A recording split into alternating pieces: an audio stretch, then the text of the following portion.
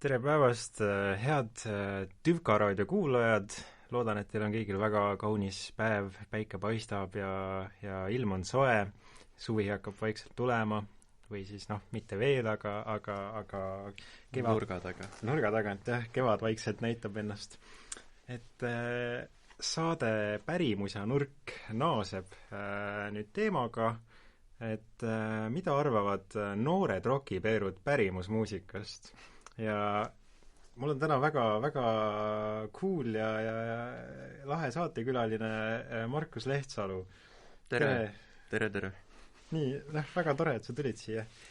Et jaa, et aga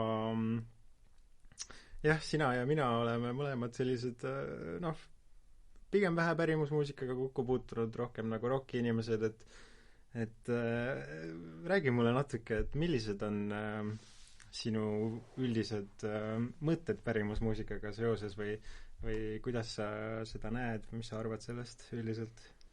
No me oleme mõlemad esimene kursus esimest aastat Viljandis ja minu kokkupuude pärimusega enne Viljandisse tulemist oli täpselt nii palju, kui et kusagil oled reklaamis kuulnud Viljandi folgist või pärimusmuusikafestivalist ja et võib-olla kunagi mingi muusikatunnis kuidagi nipet-näpet võeti läbi pärimuspille ja siis jäi ka Hiiu kannel ainult meelde umbes ja midagi taolist ja ega väga rohkem ma nagu pärimusest ei teagi. Nüüd selle poole aastaga, mis ma siin Viljandis olen olnud, siis tahes-tahtmata olen pidanud kokku puutuma siis nii-öelda pärimusinimestega või pärimushuvilistega. Ja ma ei tea, päris fun on tegelikult isegi. See on väga lahe, see on hea vastus.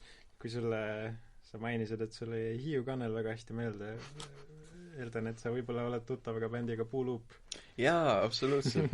Meil on isegi ju üks õppejõududest on selle duo liige ja Marko Veiss on siis.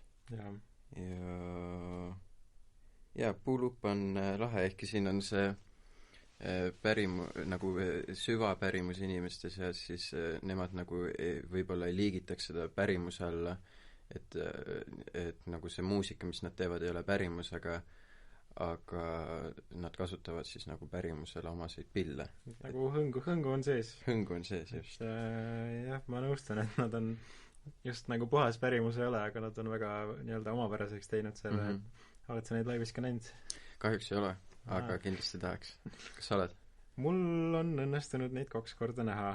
Et esimene kord, kui ma neid nägin, siis ma olin 17 tol ajal ja mu vanaema küsis mult, et kas sa tahad minna Setomaale Trad Attacki kuulama ja siis ma mõtlesin, et tahan ja see oli ühtlasi ka mu esimene Trad Attacki kontsert ja läksin sinna, vaatasin, et lava juures oli nagu selline ekraan, kus siis seal oli ajakava enne kontserti ja pärast siis näidati kontserti ka aga seal oli kirjas, et soojendajateks on Reket ja Puuluup. Et ja mina nüüd Puuluubiga ei olnud nagu tuttav ja siis Reketit ma nagu enam-vähem teadsin ja siis Puuluup tuli, või kuna ma ise nagu just kõige suurem räpifänn ei ole, siis kuulasin Reket ära ja mõtlesin, et okei. Ja siis tuli Puuluup lavale ja vaatasin, et vau, see on väga huvitav. Tegelikult ma pean paranduse tegema, ma olen küll näinud neid laivis küll, aga läbi Telebusseri vahenduse ja see oli vist äkki mingisugune Kadrioru lossihoovis oli mingisugune presidendi vastuvõtt või mingisugune aastapäev või ja siis nad esinesid seal. Aga seal oli veel artiste minu arust, seal oli Lenna äkki veel ja ma ei mäleta, kes seal veel oli, aga Puuluup oli ka. Tead sa, Markus, mina olen näinud isiklikult, kuidas Marko Veiss on stage dive'ib. Kes siis ei teadnud, siis stage dive on inglisekeelne nimetus selle kohta, kui bändi liige siis hüppab lava pealt publiku käte vahele ja seda seal kantakse nii-öelda rahvamere peal. Et võib kindlasti väga võimas tunne olla, et jaa. see on päris huvitav, mul on selline tunne, nagu Marko Võissonil oleks mingisugune alter ego. Et siis, kui ta lava peal läheb, siis ta on täiesti teine inimene, sest et kui tema loengut kuulete, no mis on väga huvitavad loengud muidugi ning ta on väga laheda jutuga, aga nagu ma poleks kunagi suutnud oma peas sellist pilti kokku panna, et seesama inimene, kes meile räägib kultuuriantropoloogiast, vabal ajal hüppab lavalt rahvasse ning laseb end kätel kanda, et see on päris huvitav. see on jah, see on väga lahe, et noh, olles ise ka noh, muusikud, ma arvan, et me mõlemad võime samamoodi öelda, et noh, et kui noh, nii-öelda tavaelus oleme ühtemoodi, siis lava peal tulevad kõik emotsioonid nagu niimoodi välja ja võid lausa hulluks minna. Kas sina oled stage dive inud? Ma ei ole stage dive inud, aga noh, sest et ma olen trummar, aga mul ei ole väga varianti, aga väga tahaks, aga noh, kes teab, võib-olla ühel heal päeval, kui viimane lugu saab läbi, siis viskan pulgad käest ja jooksen. ja ma ise ka pole, aga peab ära tegema. To-do listis on see igatahes kirjas. Õige. Aga mis sa arvad, et kuidas siis nagu noored just nagu tänapäeval võiksid pärimusse suhtuda või mis nad sellest arvata võivad, et no kuna ta muidugi noh, Eestis on küll väga selline ajalooline ja väga, väga ilus pärimusmuusika, et väga paljud noored ilmselt eriti tänapäeval ei pruugi sellega väga tuttavad olla, et võib-olla noh, kes on kuulnud bände, mis nagu noh, kes pärimusmuusikat mingil määral kasutavad, näiteks Trad Attack või niimoodi, aga mis sa arvad, mis see nagu üldine pilt võiks olla, kui noh, noor inimene kuuleb nagu pärimusmuusikat, satub selle sisse ja mis need emotsioonid võiksid olla? Okei, see on hea küsimus. Ma arvan, et või noh, pigem nagu, kui sa ütleksid neile, et mis nad sealt nagu oodata võiksid või no mina lähenesin sellele niimoodi, et mul oli täiesti nullootused nagu või nagu ma ei osanud midagi arvata pärimusest ning minu esimene kokkupuude siis nagu päriselt pärimusega isiklikult oligi siis nagu see, kui mina siis Simone Min ja Andres Rass olime Rassi juures ja siis jämmisime siis labajalga. Seal saab head jämmi. Sealt saab tõesti head jämmi. Ja kusjuures see oli minoorne labajalg ning nii palju kui ma aru sain, siis Eestis on ainult üks minoorne labajalg ning see siis oligi too sama, mida me siis jämmisime ja see oli väga cool ning ma poleks kunagi arvanud, et pärimuse peale saab nii lahedalt jämmida. Ja see oli nagu selline kogemus omaette. Aga muidu noortel, ma ei teagi, jah, ma arvan, et kui noorelt inimeselt küsida, et mis asi on nagu pärimusmuusika, siis ilmselt nagu tulekski vastuseks, et Trad Attack või siis a la Hiiu Kannel, et see on pärimusmuusika. Ja ma arvan, ma ise vastaks ka tegelikult niimoodi, aga see ilmselt olenemist sellest silmaringist, et kui suur on selle nooruki silmaring. Et aga kui noh, nüüd kui sa oled natuke aega selle pärimus nagu kuidagi kultuuri sees olnud, siis mis sa soovitaksid noorele inimesele, kes tahab seda võib-olla avastama hakata vaikselt, et kust alustada või millise artistiga või kuhu suunda võiks minna? Tegelikult ma arvangi, et kui see noor inimene nagu pole üldse nagu varasemalt nagu väga pärimusega kokku puutunud, siis nagu ma arvangi, et selline hea stardipakk olekski võib-olla siis kas just seesama Trad Attack või siis Girly Strings, sest minul isiklikult olid nagu need kaks,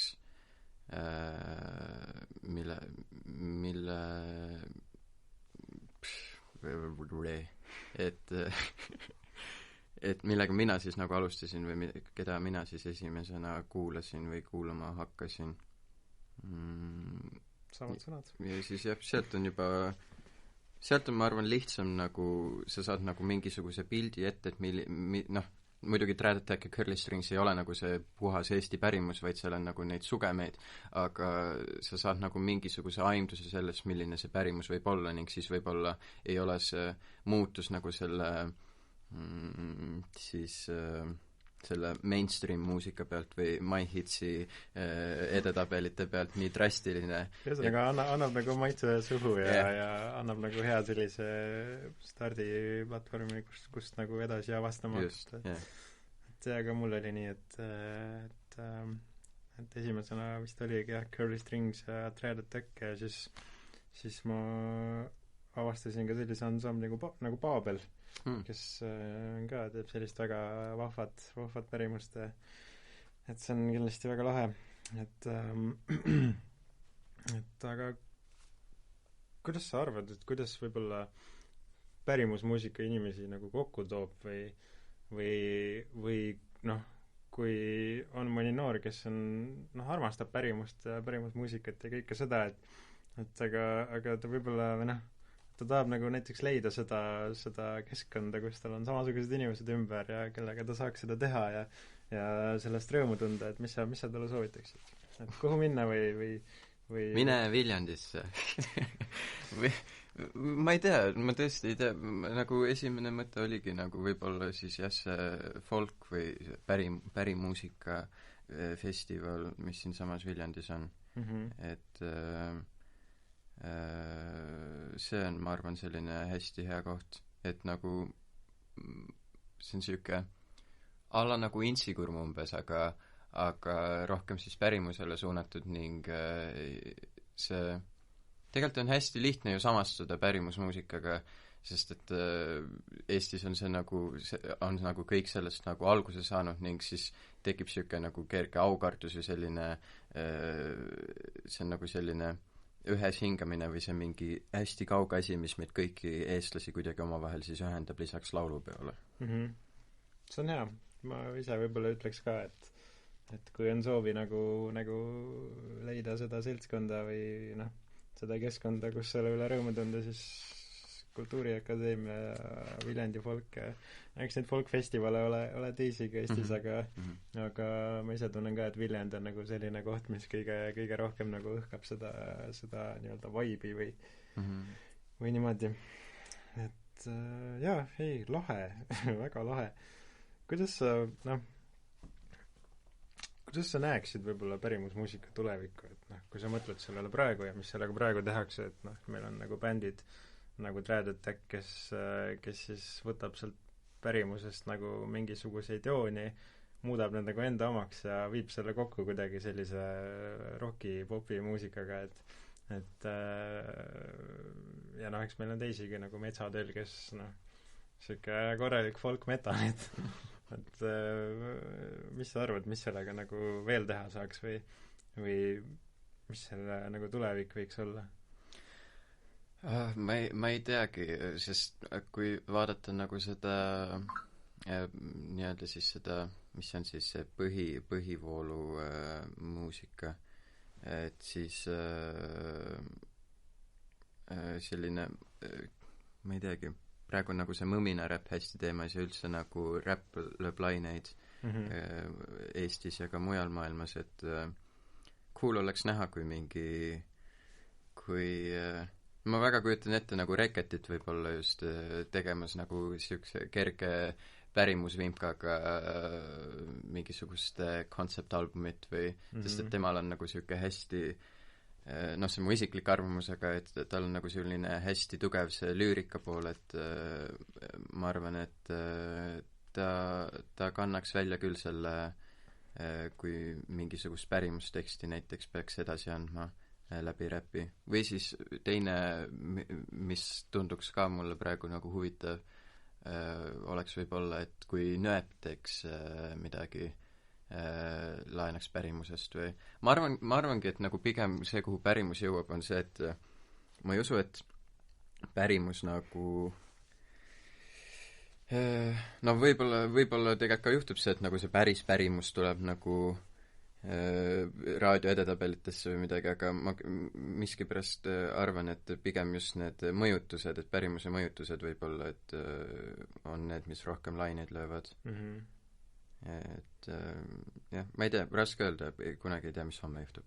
jaa, see on väga hea point, et noh, ongi, et erinevate just nagu stiilidega kombineerida seda ja vaadata, mis saab, et mul endal oli nagu hiljuti selline siuke mõttevälgatus, et päris äge oleks, kui oleks selline bänd, kes teeks nagu võib-olla sellist hästi nagu unistava soundiga indie-muusikat, siukest indie-poppi ja kus oleks need mingid arhiivisalvestused kuskil sees ja nendega nagu mingeid ägedaid asju seal teha ja samplida neid. See oleks väga cool.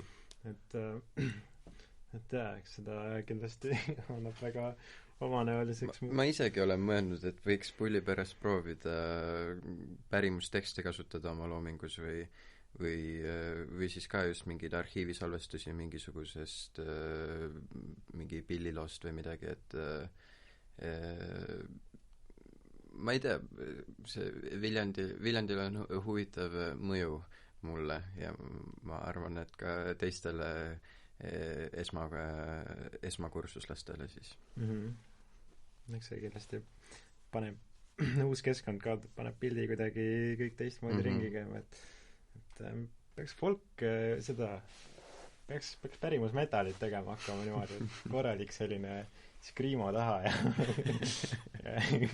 kuskilt taga käib mõni arhiivisalvestus, kus mingi vanadad ja laulab ilusat laulu ja aga ütle, kas sul oli, noh, sina kui rokimees, et kas sul oli Viljandisse tulles nagu noh, kuidagi, kui sa nägid seda kõike, mis siin on, et siin võib-olla nagu selle roki taustaga inimesi on nagu pigem vähe, et kas sul oli ka raske kuidagi kohaneda ümber noh, nii-öelda uue keskkonnaga või noh, kohaga, kus on nagu täiesti teistsugune muusika on nagu rohkem hinnaseis võib-olla? Jälle huvitav küsimus. Ma püüan huvitavalt vastata ka.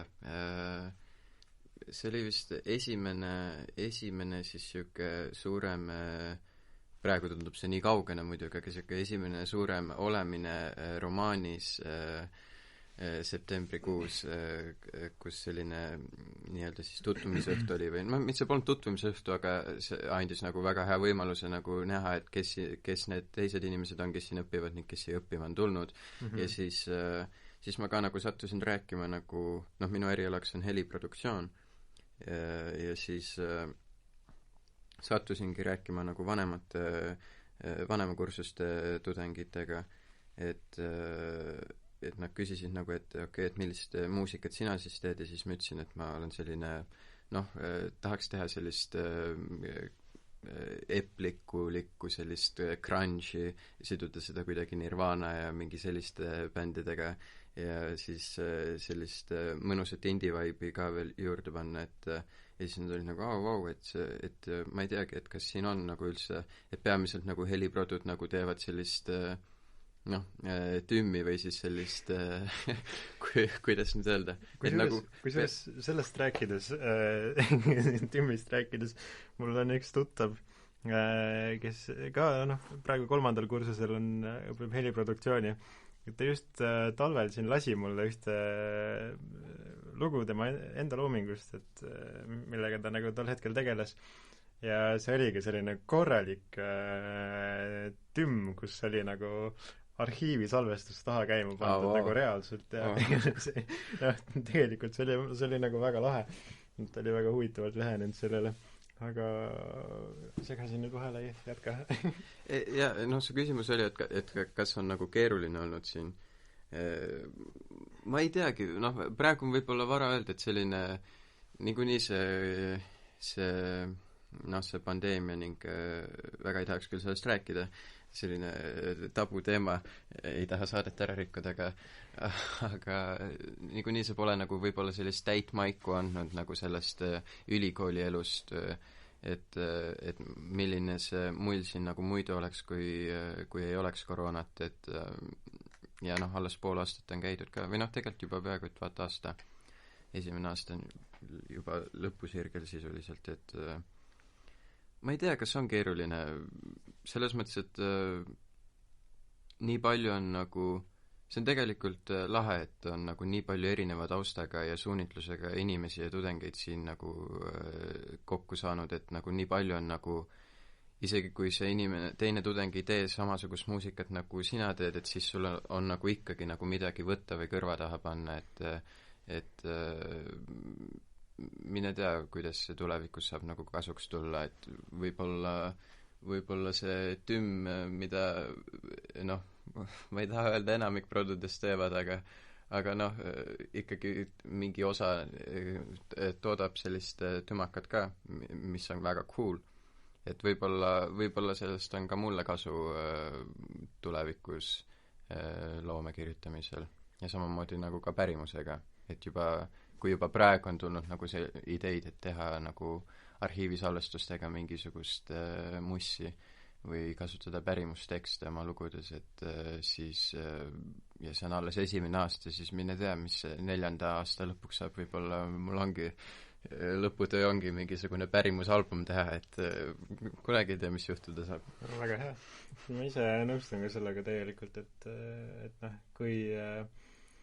kui noh, sa satud kuskile, noh näiteks siia, et noh, siin on nii palju erineva nagu muusikalise tausta ja eelistustega inimesi koos, et see on, noh, ma ise nagu arvan ka, et see on just hästi lahe, sellepärast et noh, kui näiteks need inimesed kõik kokku panna jämmima, siis sealt võib midagi väga lahedat sündida, et noh, ongi, et igaüks nagu võtab nii-öelda noh, oma nagu kuidagi stiilist või mõjutustest mingeid asju ja toob sinna sisse, et noh, näiteks rokimees võtab ühe asja kuskilt, sealt pärimusmuusik võtab mõne teise asjaga pärimusmuusikast, et noh, nendel mulksujämmidel, mis meil siin on toimunud, noh, ma olen ise ka vahepeal olnud seal trummide taga ja just nagu mõelnud, et see on nii lahe, et noh, ongi, et keegi alustab nagu mingit asja ja siis mõni teine tuleb lihtsalt oma pilliga juurde ja noh, sünnib lihtsalt väga ägedat improt, et see on väga, väga lahe. See on tõesti cool, sest nagu ma poleks kunagi arvanud, et ma satun üldse kuhugi sellisesse keskkonda, sest et ma olen küll nagu hästi palju olnud nagu kunstiinimeste, nii-öelda siis kunstiinimeste, ma ei tea, mis see tähendab, aga kunstiinimeste seltskonnas olnud aga vähe olen nagu selliste nii suure hulga muusikutega siis nagu kokku puutunud ning ma mõtlesingi hästi tükk aega, et ma ilmselt olengi nagu lihtsalt, et see ongi nagu parim, mis juhtuda võib, et ma olen üksi oma toas ning siis jämmin midagi ja kirjutan midagi, aga ma ei kujutanud kunagi, ma ei osanud nagu arvata, et inimesed tulevad kokku, õppejõud ka lähevad kuhugi keldripubisse ja siis saavad lava peal kokku ning teevad täiesti nullist mingi ma ei tea, mingisugust asja, et see on nagu väga cool ja selline erakordne, enneolematu elamus. Jaa, eks mul on ka nagu kogu aeg enne siia tulekut oli nagu, ma mõtlesin hästi palju nagu selle peale, et ma tahaks nagu teha nagu mingit bändi, aga ma ei ole kunagi nagu tahtnud minna kuskile foorumisse ja lihtsalt kirjutada, et tere, et kas keegi bändi tahab teha, ja siis saad nagu võõrastega kuskil prooviruumis kokku, et nagu mul on alati olnud see, et jah, ma tahan teha bändi, aga ma tahaks nagu päriselt sõpradega bändi teha, et aga ma ise olen nagu Tartust pärit ja mul nagu seal oli nagu selliseid sõpru vähe, kes nagu pilli mängivad või kuulaks sellist muusikat nagu mina või tahaks üldse teha sellist muusikat. Et aga kui ma siia tulin, siis ma nagu tundsingi ennast nagu kodus selles mõttes, et siin on nagu nii palju võimalusi nagu esiteks muidugi ennast arendada, aga ka see, et sa kohtadki inimestega, kellega sa saad bändi teha ja satud kellegiga näiteks, ongi, et kuskil romaanis või kuskil satud kellegiga rääkima ja selgub, et te olete väga sarnased näiteks ja et see on väga tore. Yeah.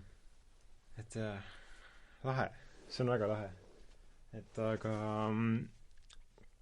aga võib-olla lõpetuseks, kas sul on ka mingeid pärimusmuusika või siis pärimusmuusika mõjutusega, palu, mida sa tahaksid meile tutvustada? Jaa, kindlasti leiab midagi. Ma siia tulles mõtlesin ka, et millised, et milline on mu varasem kokkupuude siis pärimusega olnud nagu Spotify's ja siis vaatasingi, et Curly Stringsil on üks hästi lahe lugu, mille nimi on Väikses paadis. Ma ei tea. Mulle meeldis kunagi Curly Stringsi poolt väga selline lugu nagu Elumäng. See on ka väga lahe lugu. See on väga hea lugu. Et aga Väikses paadis. Väikses paadis, jah. Väikses paadis. Väga lahe.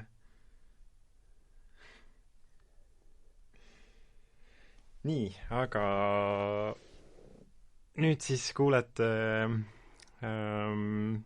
Markuse nii-öelda pärimusmuusika eelistusi ja Curly Stringsi Väikses paadis, head nautimist!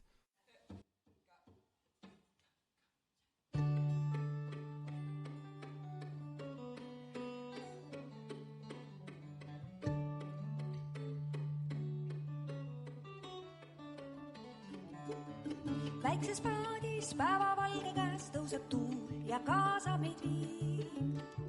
Suures plaanis sinu silmi näen, on nii hea, et sa oled veel siin. Ja kui käibki kummulime laev, jalad põhjas on kaikumas naer. Ei meil kiiret, pole kaldale, juba oleme kõrvuni sees.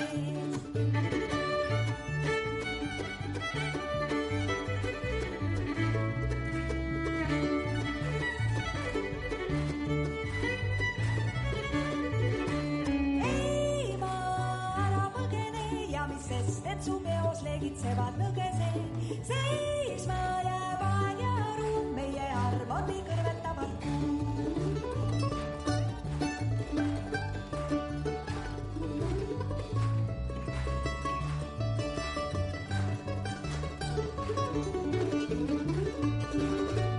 Vikerkaare värvide seis möödub aeg ja tal päitsed on peas. Aina nooremaks siin muutume, kuni oleme teismeas. Sinine ja sillerdav on päev, õhtu punades päiksega kaob. Ja kui algamas hommik on uus, saladus sündimas õõs.